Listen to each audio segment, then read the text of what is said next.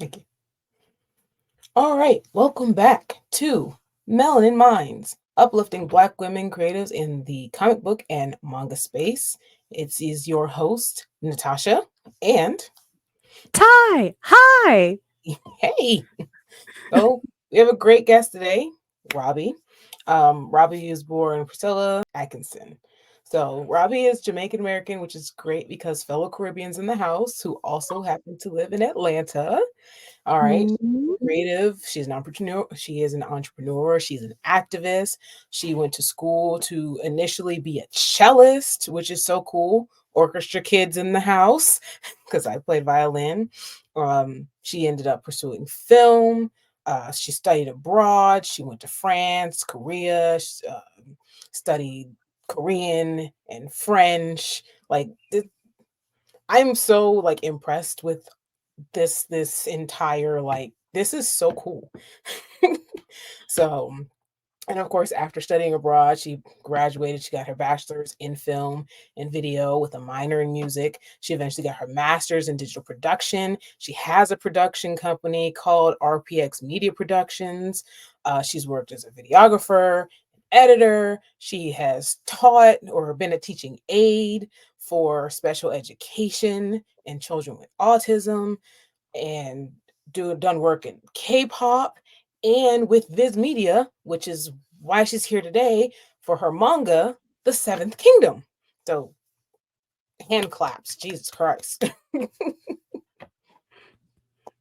Look, thank Thank you. Thank you guys so much. It's such an honor to be here, to be able to talk with you guys.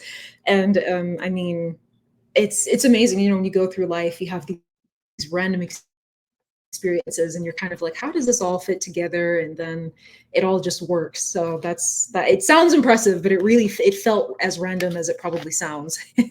But nonetheless, though, precious lessons and memories made from it. So I'm grateful. Just you. grateful. Thank you To so be much. fair, it is all in the creative sector. So as random as it Mhm. seems, it's still like really all kind of in the same realm.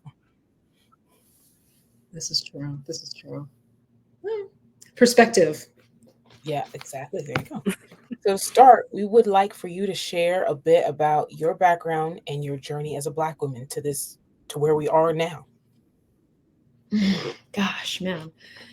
I mean, my how I got started, my background. I mean, I would have to say that my background really starts from my upbringing as a child with a dad who loved music, loved film. And I think me being an orchestra made him love the cello. And then a mother who was into science, but was always someone who was big on details, yet big picture, was big on grit, resilience, all of these things. And I think that all of that kind of came together for me in deciding that I wanted to do film because it just made sense. I grew up watching films with my dad from as young as I can remember, going to the movie theater, watching movies, and we drive home and we talk about it. So I went and got my degree in that, and I really went on this journey of kind of just learning through school, but wanting the hands-on experience. At the time that I was at State, Georgia State University, I mean, The Avengers was shot in, I think it was Hurt Park. Like we walked by the film set and we saw scenes of being shot, but we were not allowed to be on set. And really just wanting to be a part of that. And finally getting the chance when I got to work with Lionsgate for the First Ladies, when I got to work on set for MacGyver and do things with Nickelodeon, I eventually got a taste of that as a production assistant, and then veering off a couple years before that and working in the K-pop industry doing videography. And all of that was really just an endeavor to explore different avenues and perspectives of storytelling. So when I finally filmed our psychological horror film Kalimba, that was such a huge and rewarding experience for me. A transition from promotional videography, a transition from music videos to more direct narrative storytelling where you have a lot more control and more creativity with the talent that you get to work with. The table readings were so fun because we did character analysis, we did practice sessions, all of this, and then getting away from that, feeling like I was on a bit of a high, and I said, you know what? I had this manga idea that I had been wanting to do for a long time, and I said to myself for so long, like, when the time is right, when the time is right. And honestly, after I did Kalimba, I realized there is no such thing as the right time. It's just the time that you're willing to allot and the dedication to adjust and learn and grow as much as you need to be able to progress along that journey. And so I said, well, let me go ahead and do it. Around that time, my dad had passed as well, so I said, well, I have no reason to hold back now. So I went ahead and gave it a shot, and I reached out to Walla, who I connected with on Instagram years ago. And Walla by then had done a lot of work with like Viz Media and had done so many big things that when I finally shared the script for the first volume, they were just like, I'm down. And we just got started. And I mean, today, what we're working with right now looks a little something like this. So yeah, that's how I got here. I think as a Black woman, it was an interesting process because I mean, I was the first or the only in many rooms. When I did K-pop videography, I was the only Black female videographer that I'd ever seen for like any state that we went to. And oftentimes the idols were very shocked when they would be introduced to a team normally of women, and then they'd see like this one Black person, and then add to that the tallest, because I'm 5'10", so they would just be like intrigued, you know. And then to see that I spoke Korean and get to befriend the choreographer who's worked with GOT7, who worked with all of these groups, worked with Bobby, with Icon, with all of these, and then to befriend the makeup artist who like she has a picture of herself like on the red carpet with Tom Holland. So it was just an amazing encounter, right? Even the freelance work I did sometimes as a photographer for the Atlanta Jewish Film Festival, oftentimes I was the only Black female photographer, and sometimes that was a rough ride, and sometimes it was a great experience. I got to meet Lou Gossett Jr. before he passed away, which is funny because he knew as soon as he spoke to me that I was Jamaican, which was like funny that he could just pinpoint that. But I mean, I got to be a first, and I learned to carry myself. I mean, I was always raised to carry myself a certain way, but even more so between studying abroad and these different career opportunities, you recognize that you are probably, for some people, a mental image for your community, and you have to carry yourself with a certain level of respect. Even when you're confused and the artist is speaking Korean and they're jet lagged and they're tired, even when you are in the midst of these very uncomfortable situations, kind of just learning to find the joy in it and learning to pivot and keep on with it. And even as a manga author, realizing, I tried to look on ChatGPT for the statistics behind Black mangaka and even female mangaka. And there's like not even a number. It's like there's not even a stat. It couldn't even pull anything up, because for all the doujinshi out there, which is the Japanese term for self-published, they don't have any stats on Black women doing this particular genre and this type of work. So it's a fun process, but sometimes you have to be very deliberate about building community so that you don't feel alone, if that makes sense. Yeah. And if I may, I think it's really interesting that you bring up the fact of like being the only one in the room. I've definitely done like I also did freelance photography, specifically like cosplay photography, and oftentimes I was also kind of like the only Black woman in that space. And at sometimes it can feel a little bit isolating, at least in my own personal experience, because especially as you mentioned, like that confusion of, am I doing this right? Yeah, well, what am I looking for? Seeking that community. How have you been able to kind of navigate being the only person in the room, trying to maybe is in seeking not just community, but maybe even seeking guidance or mentorship? That's a very good question. Because I would say right about now, I finally found mentorship. That whole time I did not have mentorship.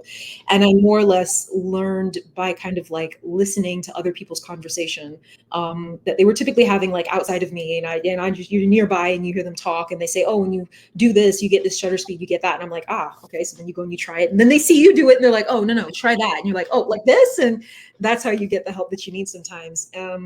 Mentorship, gosh, I wish if I could do one thing a little bit different in the past is to get mentorship earlier, because I didn't have any mentorship. I came from coming from an immigrant family and a creative field that most people wouldn't dare try because they immediately assume that you can't make money in it or that you have to struggle for a long time.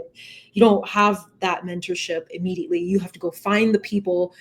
And I remember struggling sometimes, like you're just trying to figure like, how much should I be charging for this? And people not wanting to tell you because they were like, oh, well, you're this or you're that. So maybe you should be charging less, or, it's up to you what you want to charge, and still that lack of transparency, right?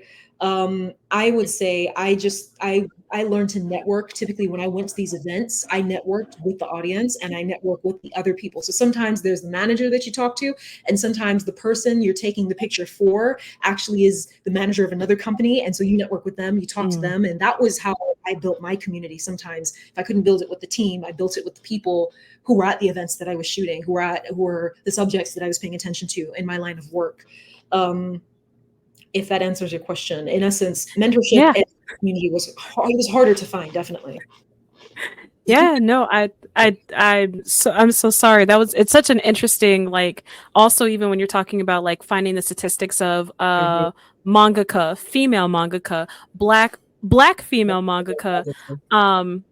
I think it's so interesting because off the top of my head, it was like I tried to find the numbers, like how many do I know? And of course, like now I would say like I can only count 4. Like you are actually someone I just recently added, but beforehand it was like Gigi Murakami or I think it's Shimo Noda Studios. She's actually makes more like manhwa, but really, and I think even one more, but I can't think of the name. Like it is such a small pool, such a small group of people, but I think that also could just be notoriety. How much do we talk, or how much do we connect as within our own communities? How much are we looking for each other? Or, if I'm sure we are all looking for each other, but who's talking about us, kind of thing, if that makes sense.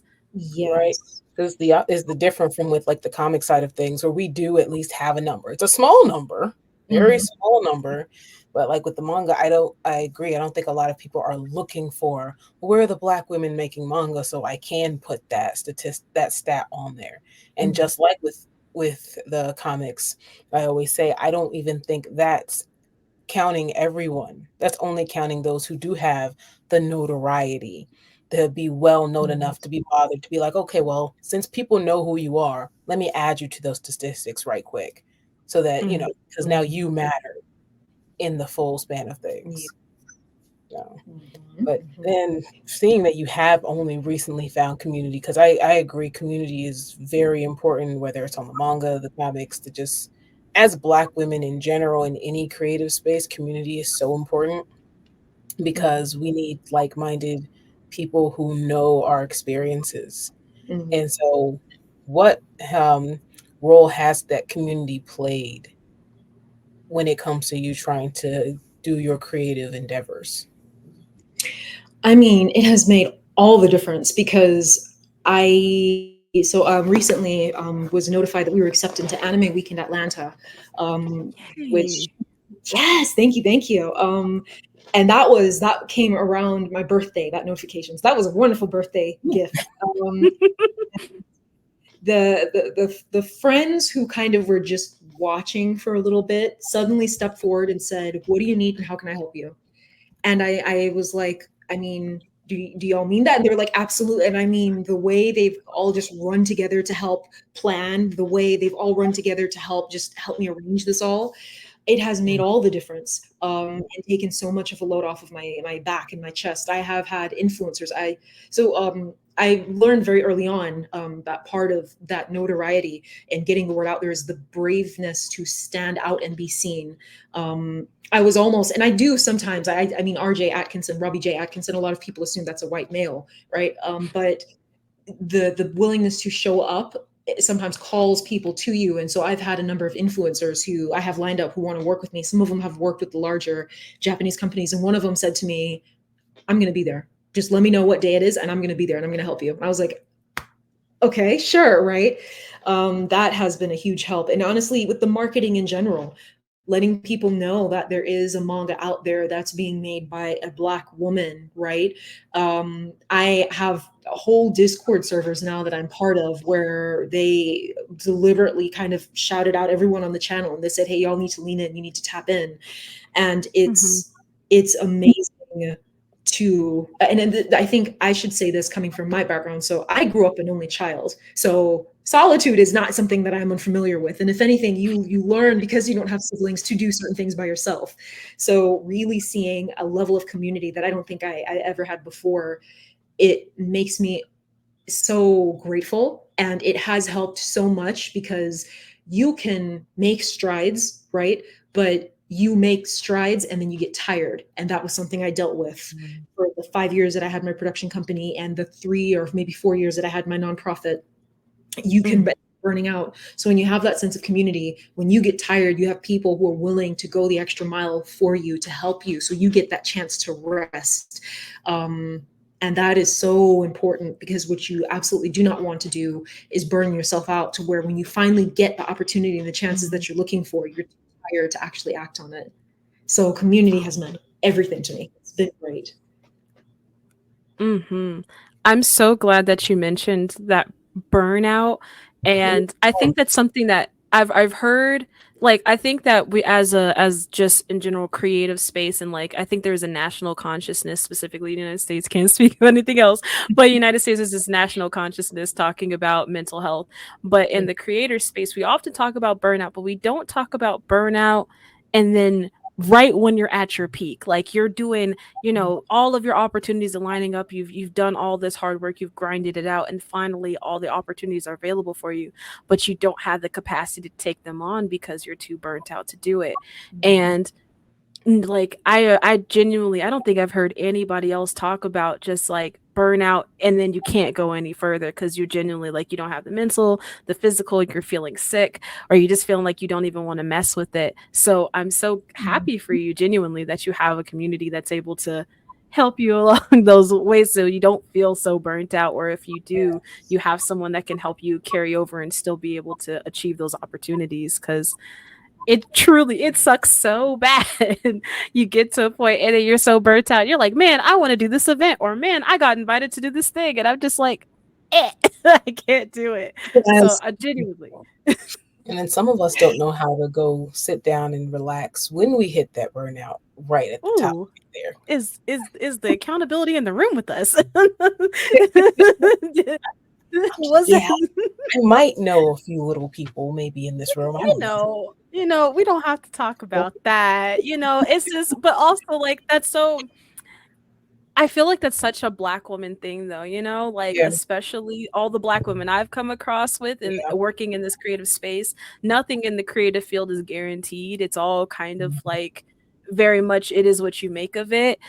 Even in some like more of the, I would say more of the corporate side of creativity of these creative fields, nothing is guaranteed. So you always kind of like planning and anticipating what happens next. And I see that like when you mentioned you have like all these different sectors you worked with and all these different creative fields that you've worked in. It Yeah. sounds like the creative path, you're like, oh, I'm gonna do this thing, and the next thing you know, you're making music videos. Oh, I'm doing this thing now. Next thing you know, it's like, you know what if I just made a movie? Like Yes. it's just kind of the path of being a creative person, and also like that Black woman hunger is just like, but I've got to be the best I can be, because like that's my standard. So I I'm glad that you brought up burnout. I'm glad that more people can hear about that burnout, because it's so important to have community So to important. stand by you when you're feeling a little fatigued, for sure. Hmm. Yeah, I think that the part of managing burnout is also the delegating, is like building that team. And as an entrepreneur, that was something I had to learn, was like, in the Yeah. same way that you have to make your own money, the same way, like basically some people, they show up to a job, and whether they work or not, even if they fake it a bit, they're going to get a paycheck, right? But as an entrepreneur, you can fake it if you want to, and when your fridge is empty, then you learn, right? But like, you're so used to having to do all of these things, to where when you recognize that, if you expect to be, I saw a quote from was it Venus Williams, maybe it was Serena, the one who's married to the guy who I think ran, what was it, Reddit, or maybe Quora, I think it's Reddit. And he had an interview where he talked about his wife making a comment that he worked too much, and he was almost proud when she said that. She said, that's not a compliment. She said, for sustained greatness, you need to have rest that is tantamount to the work that you do, and that is only possible Mm, if you have a team that is able to take on certain things for you. And mm, I said, Is someone calling me out right now? You're called out. I'm just saying. I don't know. Right.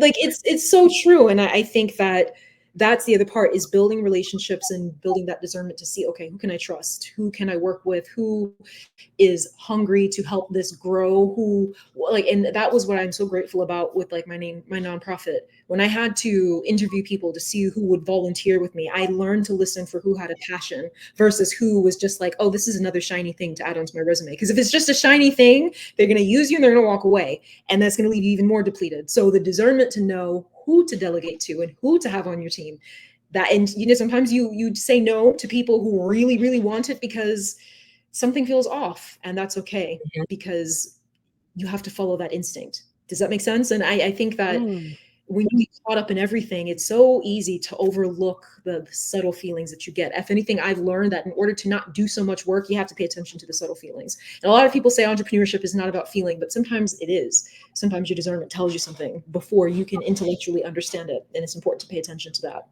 the opportunities and everything. So No, you're truly. Very, I very- don't. No, you're taking us to church. No, for real though. No, truly, we because didn't sometimes say Sunday sermon. Geez. Sundays I didn't know you was gonna be preaching. No, like just so genuinely, like I think also like as you've mentioned in like your creative journey, vibes are, as the young folk call it. I'm young folk. So, the vibe of a person, that aura, as the younger folk call it, like truly being able to yeah. pick up on like, man, they did say that one weird thing that didn't quite click with me. And perhaps I should just like, maybe we should separate. I should step away, or maybe I should bring this in-house. And I think sometimes it's from like a lot of the other creatives I've interacted with, we want so badly to build community like amongst each other. We want so badly to like, oh, we just want to, I want to connect and I want to be creative, but not every, just like in most things in life, not every creative person is your type of creative, or not everybody shares the same kind of vision that you have. And especially I think being a Black woman, we have such like specific things that I feel like every Black woman I've talked to has had to achieve. Like there's a certain standard of excellence that we want to achieve. There's a certain standard of identity that has to be there. There's a certain standard of just like community. Like my community has to vibe with this. Like can't nobody put their hands and touch on this. And if someone doesn't match that energy, doesn't match that vibe that you're on, you're just like, you know what? This was nice. I appreciate I appreciate the conversation we've had, but respectfully, I hope your path is good, moving forward in the opposite direction. Having discernment about people is a blessing and a curse, because you're like, oh man, that person just didn't feel right, but man, everyone else seems to like them so much, and I feel like I'm supposed to like them too and support them and everything. And people will be like, hey, they also like them, so that means they're cool people, right? No. Yeah. Oh yeah. Yeah. You hear the you hear the history in that, yeah, right? That's what's like, oh, that struck a chord. Sure, good. It's safe to say And that everyone here has understood that at some point or another. yeah, I mean you and that's where you have to you learn to be okay. There's something I've learned where community is important, but there's also a kind of community that if it's the wrong people, if it's people where you're having to drag them, if it's people where you're aiming for the stars and they're aiming for the trees and they're busy discouraging you and telling you're aiming too high, and it's not like the pragmatic, like, okay, how do we take the steps to get there, but just like, no, I can't do that, or no, we can't do that, that's impossible. If you are too busy trying to carry those people with you because everyone else likes them, then you hold yourself back, and you realize that you could have moved a lot farther, a lot faster if you had more people who are more mobilized. And so there's that willingness to be alone until you find the right people. And that's also something I've had to learn too, because at some point, again, the only child in me is like, yeah, that's fine, I can do everything myself. And then it's like, no, you can't, but don't be desperate. And that's something my mom told me. She said, if you get a funny vibe, don't second guess it, let them pass, because when one door closes, another door opens. If it's not for you, then it will pass you. And if it is for you, it cannot miss you. Yeah. So, yeah. So Stank face. Very good. Very. I'm sorry. I'm just your hype woman today. Yes. Whatever she says, She I'm is a great co-signing hype it. woman, I will say that. It's great. So when we're talking about community too, I want to talk about like collaboration. Like have you ever done like collabs and stuff like that um in your creative pursuits? It's not the one I was doing, but that's Mhm. Sure. Honestly, this manga is a great sense of. Honestly, I feel that a lot of my creative work feels a bit like a collaboration. I took a class with Sundance. So Sundance Film Festival has online classes that they offer, and I remember one of our professors saying that you want excited co-collaborators. And so I've learned to look at almost everyone that I work with as a collaborator to a certain extent, even if in theory I would be considered like the boss. I don't. You have that authority, but you look at how you can work together. And so, in terms of that sense of community, I would really say that going back to this manga, I most definitely feel that. And I feel that with a lot of our film projects too, because for example, for Kalimba, we had a team of say 30 people. And it was about six or so actors and actresses, and I mean, it was very much a sense of family. It was a sense of like we sit down, we eat together, we talk, we laugh. great. We do a take and the take messes up and like everyone laughs, or we do a take and like we just have to do it again. And you go through the trenches together, and then you come out triumphant, and you feel closer because of that. And in that regard, I would say it feels like a sense of collaboration and community at the same time. But this manga very much is more of a collaboration in the sense that like with it, when I work with a DP for film, my director of photography, I give them an idea, vision, and then I can say, okay, I'm not quite content with this lighting. I'd like a slightly different angle. Maybe we can use a different lens, put it on sticks, different things. But with this, the manga feels like very extensive storyboarding, which is an aspect of film, right? And I Mhm. can only control so much. I write the script. I have a clear image of what I want, which Walla is kind of jokingly saying to me that that's something that they enjoy about working with me is I know exactly what I want. So when I see something, I can tell them exactly how to correct it. But it's very much like once you have the idea and you give them the concept, they then put their spin on it. And that feels very collaborative because there's how you perfectly envision it and there's how it comes out after they're done with it. And it's a great feeling because with Walla, for example, I'll describe something to Walla and I'll say, okay, I want this angle, I want that. And Walla will do something and it'll just be like an unusual angle that I could not have fathomed. I wouldn't have even known how to write that. Well, like just did something better than what I asked. And it was like, wow, that's really good. I'm content with that. It's different from what I envisioned, but I can appreciate it. And I appreciate the artistry that you utilize to bring this to fruition as well. So that very much feels like a collaborative endeavor.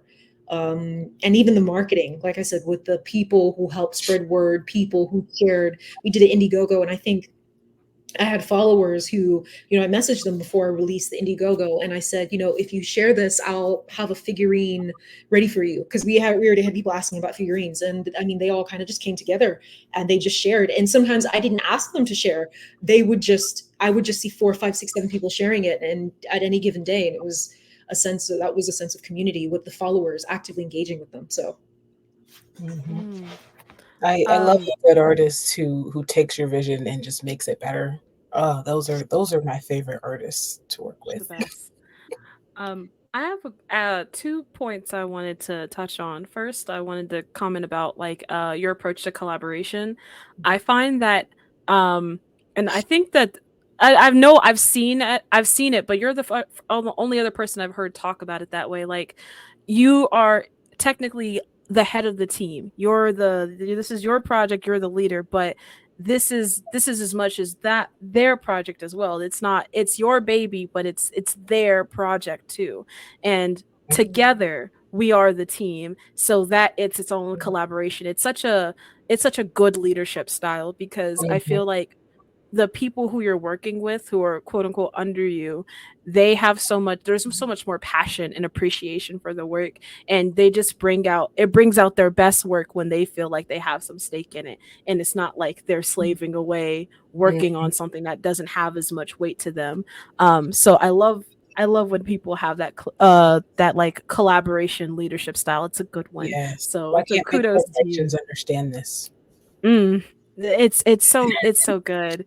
I've worked on so many teams where it's just the person doing the thing and they're just like, and I want this and I want this. I'm just like, well, maybe we could try this. Nope, I want it a certain way. And I'm just like, okay, that was that. Thank you for that. Thank you. Running my check, and I'll be gone. I think something I've learned too is like, and I think life has just taught me this in general, that like just because you're in a position of leadership doesn't mean you know everything or that everything you do is right. And you may have a perspective that is one way because you see one way of addressing a problem that another person sees another way. So I've made it a point with my DP and with Walla, the illustration team, Tagline 9, I asked them, like when I used to film music videos especially, and even when I shot Kalimba, we had a scene where I actually didn't have any notes as to how the scene was to be shot. And my AD came up to me like, what is this? What are we supposed to do with this? I said, Where's my shot list? yeah, I was like, have fun with it. I gave them like a little prism. I said, play with this prism. Let's see how we can make this look really dreamy. How can we put this in front of the camera to make it look cool? What do you guys think? And they kind of just came together, and it gives me a chance to learn from them because I then look back and I see, okay, so they learn like this and they like to experiment and try things like that. But I see they're veering towards this. So let's see if we can get them to expand that way, because this is an opportunity for me to learn. And that's the teacher in me talking, but it's an opportunity for me to learn and for them to learn as well. And you can't learn when you're always talking at people, and you don't understand where their parameters are. So like with Walla, I asked like, I think the question I asked like just the other day was like, what are some things that I can do to allow you to have a bit more artistic freedom?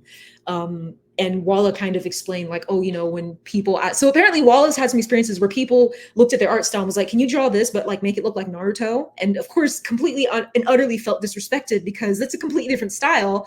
They don't appreciate their artistry. They're asking them to imitate. And so they were explaining to me all these things and I said, okay, so duly noted. And it's an opportunity to learn. And I think when you look at it as a collaboration, you are kind of forced to have these moments where you're quiet so that you can listen. That's how you grow. I feel like you were a great DP on these film projects. I would love to have you as the DP on a project. Thank you. Thank you. I think another point, the second point I wanted to bring up was I am also a first-time mangaka, working alongside my dad on a project. And I've done other creative things as well. I've have some background in theater, much like Tashi and yourself, in photography. But manga and sequential art is something that's so totally different than a lot of other visual mediums. For you, what was it like kind of translating? Because also, quick side, I've noticed a lot of filmmakers really enjoy sequential art making. They really enjoy making manga and comic books. I've seen a lot of translation. But from your perspective, how has it been translating your skills from videography and filmmaking into sequential art making this manga? It's been a complete and utter treat, and it feels like whatever I can imagine can then be put into a panel, because as a director, as a film director, you can say, oh, I have this really cool shot in mind and we can do this with the camera, and the DP's like, yeah, that's another like $10,000 lens, and that's another like at least $10,000 camera, and that's another like $1,000 tripod. It's like, when you want to do something more creative, you like it quickly adds up and you're like, okay, so that's like filmmaking is like, how can we stay within budget and still get the shot? Is that possible? Whereas with the manga, I can do like a very strange angle from the floor to like the character's head, and you can see the whole thing. And it's like, in real life, is there a lens that would accomplish that? I don't think so, but still it looks cool. And there's so much more room for play with your imagination. And I think that's what I enjoy about it the most. I feel that manga really is writing the script and then taking all of the verbs of like what the character does. The character looks, the character throws a punch, the character slides, and basically just making a panel of each of those verbs and making it as descriptive as possible. And the better your character annotations are, the clearer image the illustrator has of the character, which the annotations are something I carried with me from filmmaking over to manga creation and writing. And that's essentially when you're directing actors, you have to understand your characters well enough to be able to get them to do an improv session with information they have. So for example, you need to know their emotional objective, you need to know their given their obstacle, what's their physical obstacle. And I even have a list of verbs that I use for specific characters. So in the manga series, I have a character who the verbs for them is they process, they analyze, they compute, right? And so that contributes to how they look in the frame and how they interact and what those verbs, the physicality of those verbs. And when you're with actors, when you're directing them, you can't say, okay, yeah, you're thinking, can you think more? That doesn't help. That doesn't do anything. All of the great directors, they don't do that. Matter of fact, some of them will go for, I read one interview where the director takes the actor for a walk and they kind of say, I see that you are, what's an example? They say, like, I see that you're saying, right? You're saying this. I don't want you to say it. I want you to assert. It's the use of the verb, how you use the verb. And then the actor says, okay. And then their interpretation of assert is what gives you that final product. And I think that's something that I tend to carry over with between the two mediums that has helped me. But it's been a complete joy, honestly. I enjoy it. And I could see myself kind of like once I've done a certain number of volumes, taking a break, going and filming something again, release that, and then go back and continue and kind of just balance the two, because it's two different ponds or two different streams of the same pond of creativity. And it allows you to kind of have a moment of rest or a moment of work, depending on where you are and what you're feeling. I just say DP. I also meant like just actual main director as well. You would be a great director. Oh, because I've had some directors. That's not going to get into that, but it's just like, what do you want me to do? Like, you know the stereotypical, what's my motivation? I'm not motivation. What is it? Help me, please. And they don't know. They don't know exactly what it is they want from the character. It's just like, I can't give you what you want until you figure out what you want. I can give you what I think in mind, but until you figure it out, I can't accurately give you this scene. Like, so I love that. Thank you. Thank you. I'm telling you, Sundance classes definitely helped me a lot. So thank you. I almost forgot. I mentioned first time. How has it been? This is like your first manga. Like the first one is always such a unique one because once you get the formula down, it's it. You're just cooking with gas at that point. But your very first one, your baby, you conceptualize the story. How has it been taking this idea? And if I'm not mistaken, it's the Seventh Kingdom. Starting the Seventh Kingdom off as an idea and then transforming that into a full visual manga. How has that process been for you?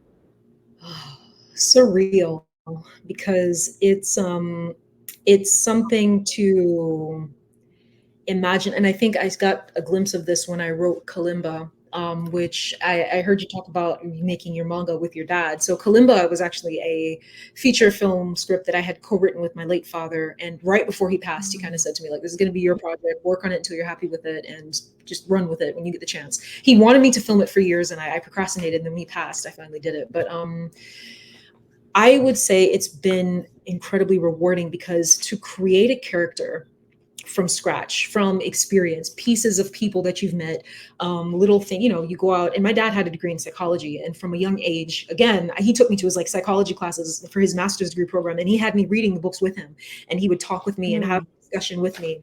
Like elementary to middle school, he had me reading these college level psychology books, and taking that with me into my storytelling and using that to motivate the characters I create and the personality traits and the tendencies and the subtext, like they say in filmmaking. What are you trying to say without literally saying it through this character's personality? To have all of these details written down and then see it translate to a physical medium. And it's one thing when you have an actor embody a character. It's still rewarding, but it's another when someone takes a character who you picked out their eyes, their hair, their clothes, their height, and someone puts them together. It's like Build-A-Bear, but it's like on paper, if that makes sense.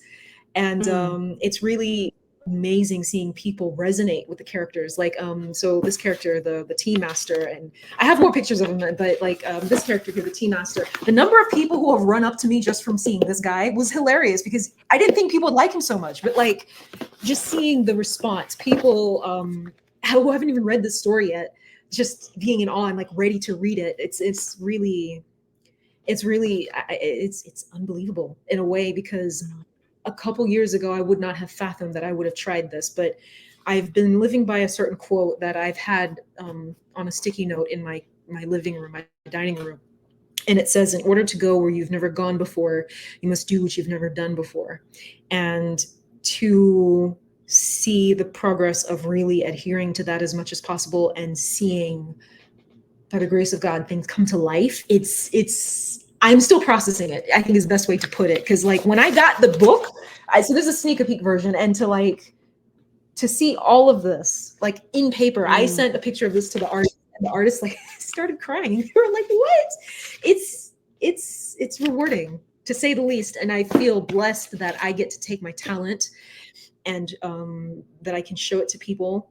And I feel blessed that I get to do something that I enjoy for a living, because there are a lot of people at some point, you just see people at our age doing jobs that they really hate. They're making money, but it's golden handcuffs, because they're doing it and they're tired and they're exhausted. They don't have time freedom. They don't have location freedom. They do it and they're resentful. And they're just silently resentful for 40 plus years of their life until they retire. And they spend 5 days looking forward to 2 days of the week, the weekend, right? Like I don't have to do that, because I can wake up. I've had days where I woke up, started writing because an idea popped up in my head, and I wrote from 9 a.m. to 9 p.m.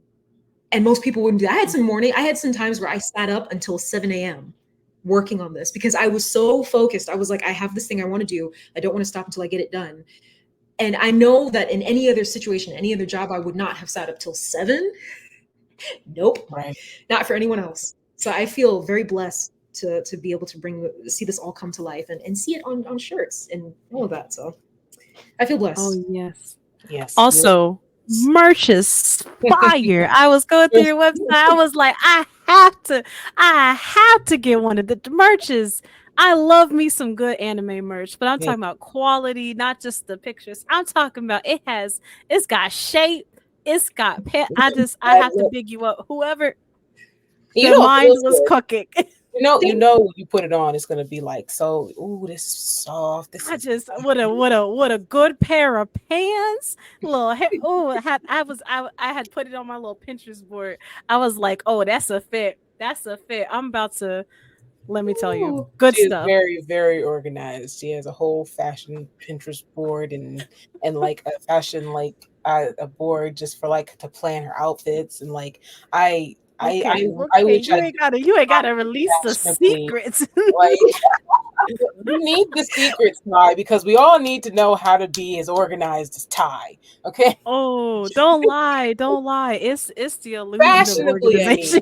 Clothes with your clothes. Oh, absolutely. Clothes is my hyperfixation. That's why I had to go. As soon as I saw the shirt, I was like, oh, this is baddie wear right here. This is baddie wear. This is anime baddie wear for sure. So that was another like surprising and rewarding aspect of it, like in designing the clothes, because I designed them. One day I was just like, I walked into what was it, Hot Topic, and I was like, these shirts are not it. These shirts are not it. Why are they not it? How can we make it better? And yet another day where I just got the inspiration, I just put it together. And so I think going and seeing that there was a lack of creativity in the merch that was being made, like they were charging you $35 for a shirt with the logo. I said, no, I refuse. I refuse. So I'm glad. I'm really grateful to you guys like the designs as well. Thank you so much. I love that, because I think that's one of the things that always, it's like, yeah, we have merch, but I'm just like, I want to make like good merch. I don't want to sell a logo. Right. I don't want to. I think it's such a quick aside, like it's something I'm really, really interested in, but how fashion plays into being a part of the nerd and otaku community. Once you get into like you're doing conventions, like the fit means something. The fit is worth taking the time, and I think it's so cool that you have such an attractive and well constructed piece of merch, because truly I think that, you know, marketing, from a marketing standpoint, it markets itself. It's just like, Yeah. okay, but who's the character? And it's not just the logo of your book, but on the back of your shirt in a panel, I see your character from top to bottom. It's just like, oh, who's that character? Where is it from? There's been plenty of times, like, if the merch is good enough, I'm like, okay, but who is this character? I kind of want to know why you're touting around someone's, you know, whole head on your shirt. So truly brilliant, good stuff. The fashion is necessary. Thank you. Thank you. Thank you. Ooh, I'm sorry, it's hot in here. I need water. Someone help me. SOS, please. I feel that. At least I'm not alone. But I am gonna grab back to the questions right quick, because these are those, like, those last few that I feel are really important, because they're always about like your advice and your beliefs in the community. So like this one is, how do you believe that Black women can amplify and uplift each other within our creative spaces? Oh boy, I would say financing and marketing, because there are so many creatives who have so many ideas and they don't have the money to put it together. And so when you see someone put together like an Indiegogo, if you can give. I am someone who, based on just my belief, what you put out, you get back.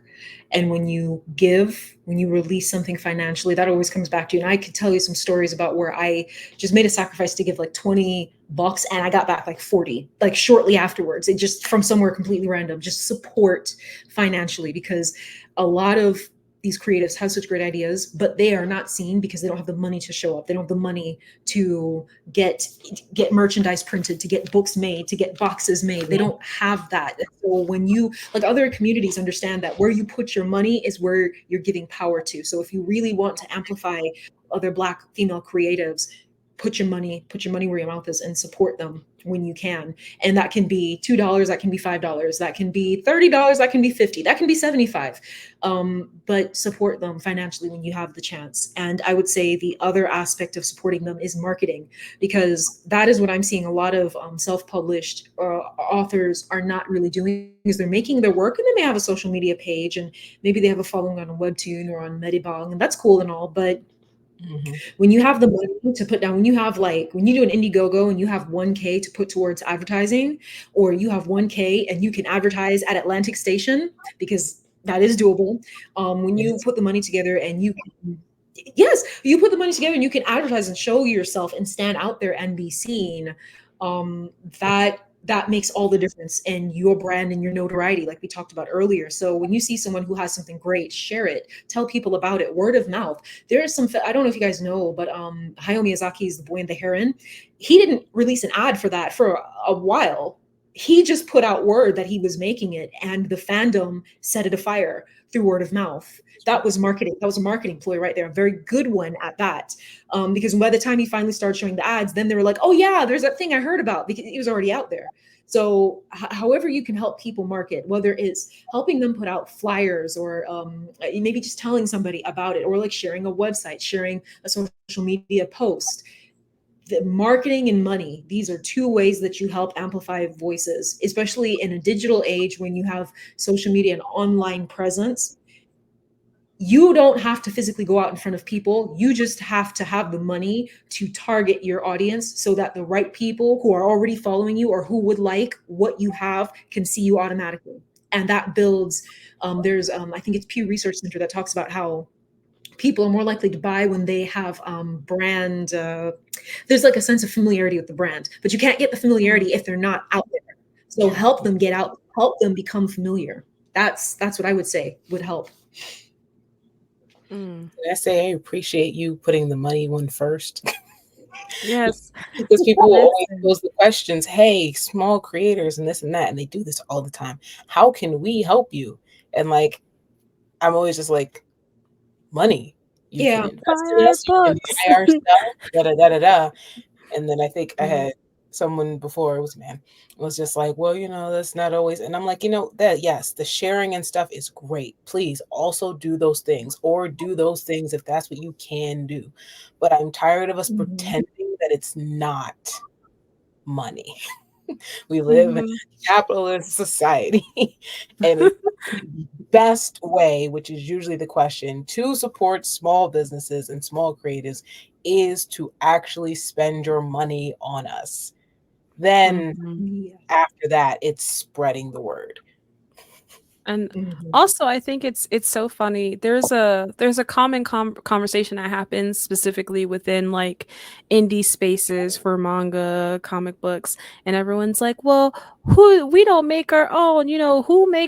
Who's making our stuff?" It's like you guys are always supporting Marvel and DC and Viz and Kodansha, and I'm just like, but they do exist. Indies are always there. There's always a Doujin creator. There's always a indie comic book creator, a small group of people who are putting all their passion to their projects, who are marketing, or at least who use the hashtag. But Mhm. I do think that there is a lack of genuine interest sometimes. Instead of buying, your topping off your local comic book store and going and grab your comic book of the week from somebody that is as canonically always made comics, and then just spending maybe $2 extra to buy a book from somebody that might look interesting, that also is of your who comes from similar backgrounds, who makes comics that are familiar to you. So I'm really happy that you also said like marketing, like Mhm. genuinely marketing someone else's book. But it's not, we don't call it marketing. It's just like, oh yeah, I'm looking for a new comic book, what should you suggest? Oh well, Right. I'm suggesting the Seventh Kingdom. Have you read it? It's a very, very good book. And it's just like, it's Yes. so funny because people will be like, "Oh, but have you seen the new Batman?" Like, I love that Mhm. for you. Have you read the new But have you Boruto? Yeah, well, yeah, but like, with the Seventh Kingdom though, have you like Midnight Comics? Have you read it though? What's the right. question? So Right. I definitely agree. Like, I would love to see more people talking about our books, and I definitely agree. In community, we gotta shout out each other more within community, as it definitely helps. It does nothing but help each other for sure. Exactly. It's a lot, yeah. Like you said, it's I would, a lot of saying it, but not a lot of doing what you said you're going to do. yes. I would also say too that something that the artists have to be mindful of in terms of receiving that support is part of building that trust. So I read a book once, and it's so funny that I worked in a school, and I remember one of the teachers complaining, like, "We work in a school. Why are we reading a book written by a businessman?" And now that I'm in the situation, it makes sense. The book was by a guy named Stephen Covey, and it was called The Speed of Trust. And he talked about the importance of building trust, using your brand, using your business. And as a creative, you entice people to trust you and to invest and to help share, recommend, market, right?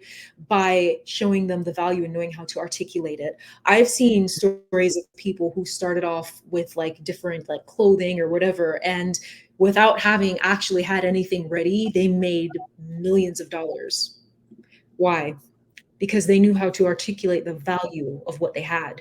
And Mhm. I took a business class, I took an 8-week business class so I could learn how to share the value of the series. I registered for pitch competitions, and even if I didn't get anything, the goal was to learn how to be able to summarize all of the strongest points of the series, all of what makes it unique, all of the PowerPoints of it into one concise conversation. So if you meet somebody and you show them something and you say something enticing enough, you win them right then and there. They follow, they share, they go and they contribute. You see what I'm saying? The other side Mm, of that, aside from people being willing to help you financially and through word of mouth, is them seeing something that has value. That's what business is. How do you articulate your value, and are you sharing your value with the right people? Because if you're talking to, I don't know, moms with like kids and they're at Target and they're interested in pacifiers and you're telling them about your manga, they're not going to support. But when you find out that your target audience, you can go on chat GPT and say, I am this author writing this kind of book, using what I've described, using your expertise in psychographics and consumer personas, write out a customer persona. and have ChatGPT tell you exactly where your target audience shops, what they eat, what they wear, what music they listen to, what brands they like. You go to these places and then you tell them about your manga. People will buy on the spot. I've been to GameStop and showed them a poster, and the employees ran from behind the desk, ran up to me, snatched the flyer, and said, "We don't care if our boss says that we can't put this up, we're putting it up." I was like, okay. But you see, you get that response when you are in the right place and you know how to articulate your value. I love that you do all the things that we've been trying to tell some of the other indie creators to do, because we found so much value in these business programs and these cohorts and pitching competitions and stuff. It's like, guys, please go do them. If you really want to keep doing this, go do those things. I actually love the fact that you bring up things like pitching competitions and business competitions, because I think that might just be a lack of access to knowledge. Like if you don't know that something exists, or that you didn't know that that's something that you could connect with. Because a lot of times, me as a creative, a lot of my most valuable information has come from, well, what should I be doing? Because sometimes I don't really know. And a lot of, like, as we mentioned at the very, very top, is like a lot of this entrepreneurship experience is hoping someone you'll be in the right space at the right time to hear the right information, or hoping that somebody will be kind enough to give you that information and won't gatekeep it from you, or hopefully that you're in community and there's good information, not misinformation, flowing within that community. So maybe, like, as one of my final questions to you, what kind of suggestions or tips would you give to entrepreneurs for gaining access to some of this information that you've come across? I found, simply put, networking. Simply put, networking. And I say networking in the sense of, we were sponsors of Women in Film and Television Atlanta recently, and I remember going to a monthly mixer, and one of the women there was part of the program with DeKalb, and she mentioned some kind of business accelerator program. I went up to her, I spoke to her about it. I showed up to the event. I showed up when the event was just about done, and the woman at the front desk saw that I had driven 50 miles to get to this event, if not more, almost 100. And she said, "All right, I'm going to give you this bit of information." She wrote down some names, some emails on a sheet of paper, and that led me to SBA, Small Business Administration, that offered free coaching, business coaches. And you can choose. She gave me the name of a coach in particular, but you could choose whichever one you wanted. And all of this, I got all of these other opportunities and all of these other openings from this coach. But I knew about that coach because I went to this event, because I was out networking. That goes back to my conversation about showing up, looking for places where you can simply talk to people and find these free markets of information. You just talk, because that's literally how some communities build their wealth and their brand. They go out and they talk to people and they find out, oh, this person runs this company and they're looking for interns. Bam, your son just got an internship. You know what I'm talking about. So that, I would say, is how you can get that information.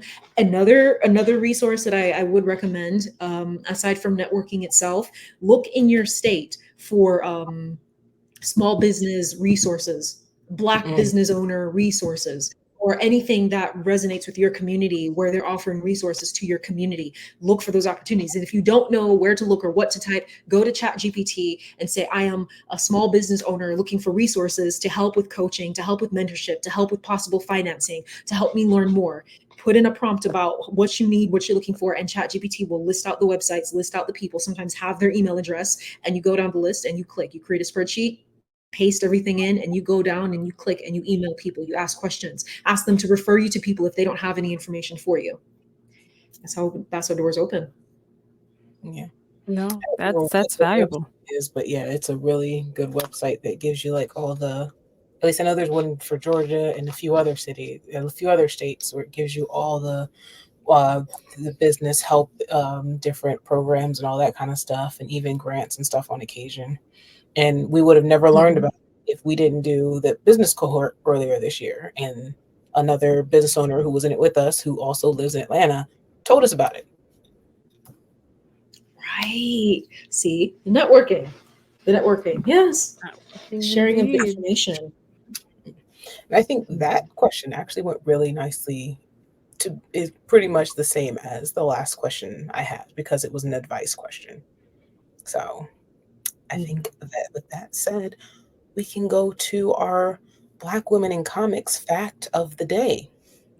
And today we're talking about T. Franklin, who is a Black, queer, and disabled and autistic award winning and best selling comic writer. She is a New York Times bestseller and an Eisner winner. And funny enough, I came to know of T maybe about 3 years ago. Her very first book called Bingo Love, which is a beautiful and amazing story. And we did a video on it actually for, I don't remember if it was Black History Month or Women's History Month, but we did a video on it. And if you've never read Bingo Love, I suggest checking it out. T also writes for Harley Quinn and the newer Spider-Man. So really good repertoire, really good stories, really great writer, and just really entertaining if you're not following them on Instagram. Interesting. Awesome. I'm gonna have to check them out. Please. Bingo Love was good. I really enjoyed Bingo Love. I'm not much for romance, but Me it either. was It was so good. it was very good. It was very good, yes. That has me curious now because I'm picky about my romance. You know, I feel like Inuyasha was a frustrating love triangle there, and a lot of people love that. So I don't my threshold of frustration is low when it comes to romance. So I'm going to check it out. I'm curious. I'm just not I'll have, romance you know fan. what? I'll send you some romances because I'm also very picky. I don't mind a little will they, won't they, but you know, I don't want your dead girlfriend coming back consistently. Like, go be with her then if you love her so much. Right? Lloyd, Yes, just go ahead and do that. Mhm. I did not do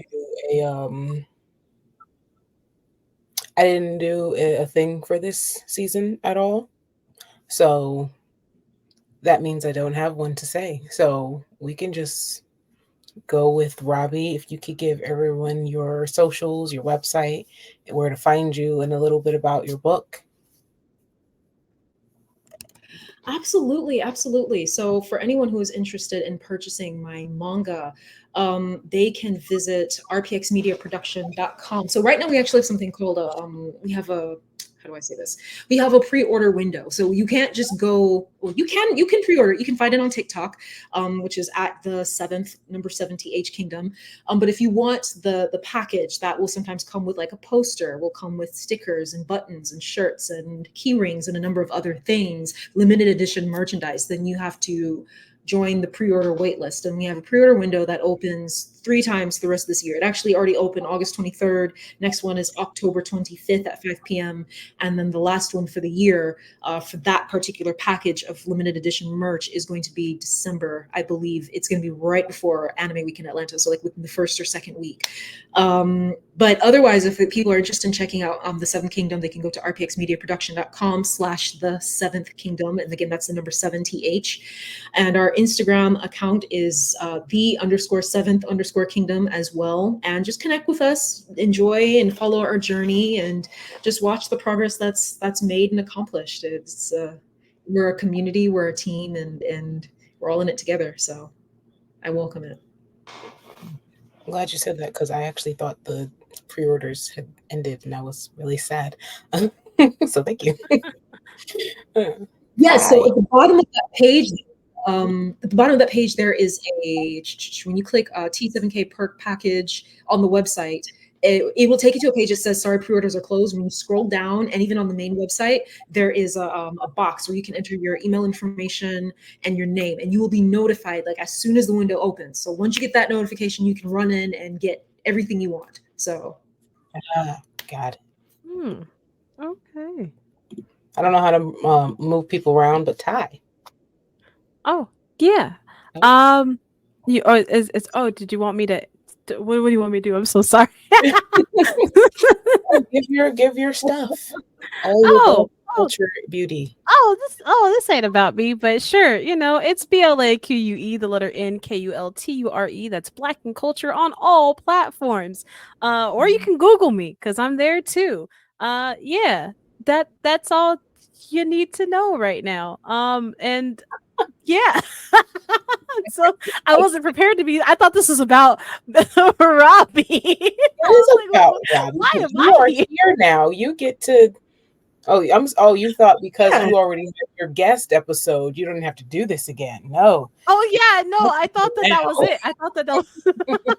Oh, I'm so sorry. I'm messing up. I'm messing up the podcast. Okay, yes. But yes, it's Black and Culture on all platforms.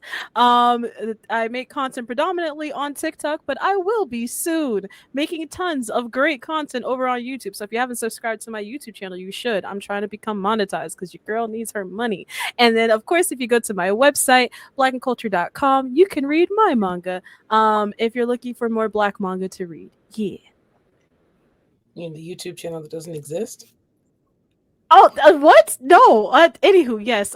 Yes. My black. Right now, I'm Black and Culture. But when I'm not hurt, get me off the screen. I'm sorry. You guys are probably going to see me teasing Ty a lot this season because it's hilarious and she's the sweetest. But anyway, you can, of course, find us at Midnight X Comics on all social media platforms except for YouTube and Facebook, where we're just Midnight Comics. You can go to midnightcomics.org to find our comics and manga.